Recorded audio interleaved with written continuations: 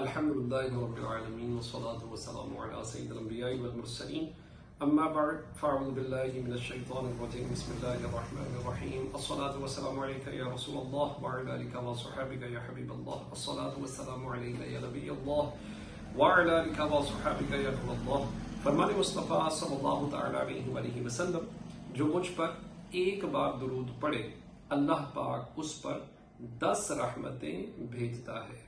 صلو علی الحبیب صلی اللہ تعالی علی محمد صلی اللہ علیہ وآلہ وسلم. 10واں سپارہ سورہ توبہ کی آیت نمبر 23 ہے. اللہ رب العزت کا فرمان عالی شان ہے یا ایھا الذین آمنوا اے ایمان والو لا تتخذوا آباءکم واخوانکم اولیاء اپنے باپ اور اپنے بھائیوں کو دوست نہ سمجھو ان استحب الکفر علی الایمان اگر وہ ایمان پر کفر پسند کریں.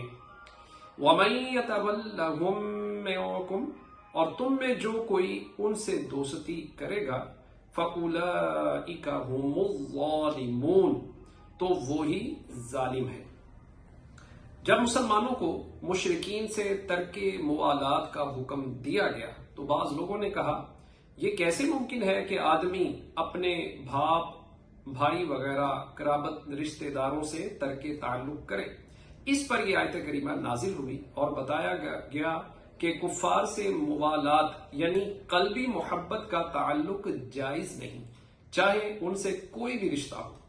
اللہ تعالیٰ کی نافرمانوں یعنی کافروں بے دینوں اور گمراہوں کے ساتھ میل جول رسم و راہ مودت و محبت ان کی ہاں میں ہاں ملانا ان کی خوشامد میں رہنا سب ممنوع ہے. ارشاد باری تعالیٰ ہے اور ظالموں کی طرف نہ جھکو ورنہ تمہیں آگ چھوئے گی. ایک اور جگہ ارشاد فرمایا اور اگر شیطان تمہیں بھلا دے تو یاد آنے کے بعد ظالموں کے پاس نہ بیٹھو. حضرت ابو ہریرہ رضی اللہ تعالیٰ عنہ سے روایت ہے نبی اکرم صلی اللہ تعالیٰ علیہ وآلہ وسلم نے ارشاد فرمایا ان سے الگ رہو انہیں اپنے سے دور رکھو کہیں وہ تمہیں بہکا نہ دیں وہ تمہیں فتنے میں نہ ڈال دیں. حضرت عبداللہ بن عمر رضی اللہ تعالیٰ عنہما سے روایت ہے حضور اقدس صلی اللہ تعالیٰ علیہ وسلم نے ارشاد فرمایا اگر یہ بیمار پڑے تو ان کی عیادت نہ کرنا اور اگر مر جائیں تو ان کے جنازے میں شامل نہ ہونا.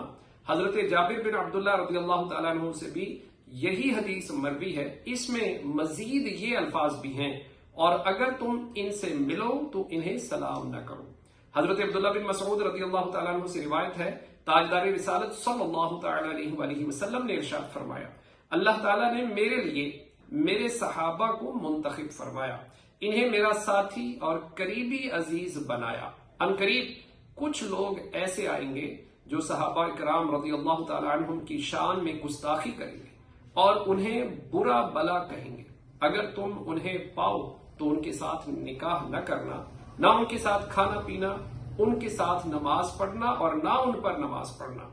ان آیات و احادیث کو سامنے رکھتے ہوئے ہمیں چاہیے کہ ہم بد مذہبوں کے سائے سے بھی کوسوں دور بھاگیں چہ جائے کا ان کے ساتھ اٹھے بیٹھیں ان کی دعوتوں میں اور ان کی شادی غمی میں شریک ہوں. اللہ تعالی ہمیں ان کے شر سے محفوظ رکھے آمین. بجاہ خاتم النبیین صلی اللہ تعالی علیہ وسلم اجمعین. صلو علی الحبیب صلی اللہ تعالی علیہ